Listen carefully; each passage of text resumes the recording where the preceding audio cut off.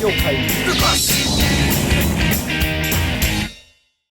YouTube 整備業界をぶっ壊す CH カンパニー重信です。今回はこちらクラッチケーブルを交換していきます。車両は毎度おなじみ、過去の動画にも何回も出てきてるんですけども、こちらハーレーダビッドソンのダイナを使用させていただきます。オーナーさんいつもありがとうございます。クラッチを変えるきっかけとなったのがハンドル交換ですね。ハンドルが以前ちょっと違うハンドルになってたんですけども、それ交換した後にやっぱりどうしてもこうやってたるみが出ちゃう。あくまで見た目なんです。機能はどんな長さのものを使っても同じなんです。ちゃんとクラッチは切れますけども、あくまでも見た目ですね。ちょっとこうやってバタついちゃったりとか、ヘッドライトのケースに当たって少し塗装が剥げてきてしまったりとかっていうのもありますので、こちらもう少し短いものに交換して見た目もシュッと。こちらですね、私も結構頻繁に使わせていただいてるんですけど、ネオファクトリーさんっていうところで、販売しておりますステンメッシュのクリアコートってやつを買っております。でこっちはですね、結構コスパがいいんですよね。値段もいいし、長さの種類もまあまあ豊富だし、信頼性もある。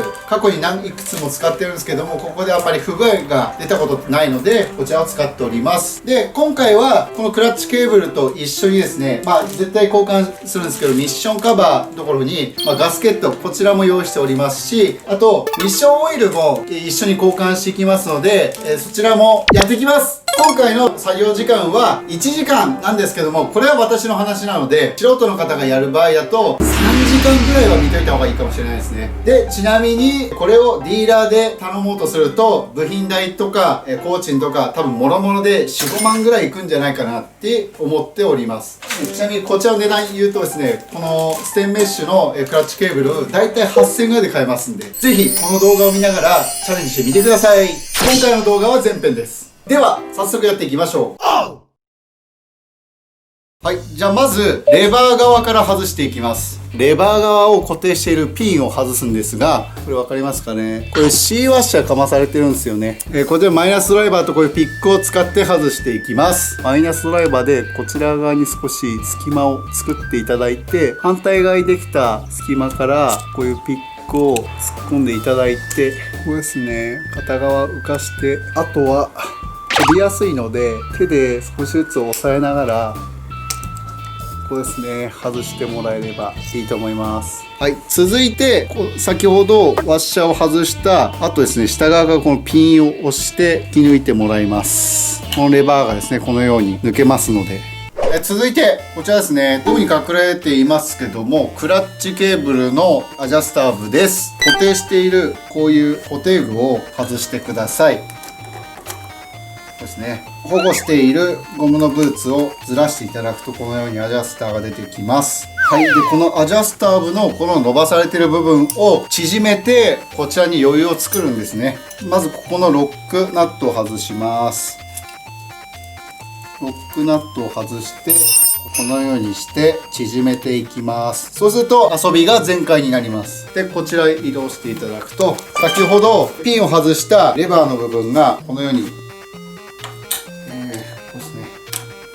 このように外れます。で、このクラッチワイヤーの固定部、こちらもこのようにピンが入っていますので、こちらを外していきます。はい。続いて、外したケーブルをですね、なるべく下の方にこう引き伸ばしてくるんですね。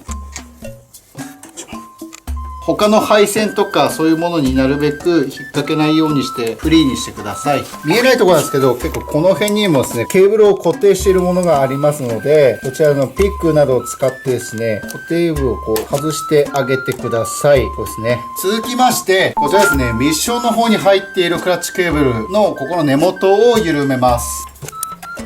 ここは完全に緩めるんじゃなくて、だいたいですね、ナットが2、3回転ぐらいする程度でいいので、緩めておいてください。はい、こんなもんでいいと思います。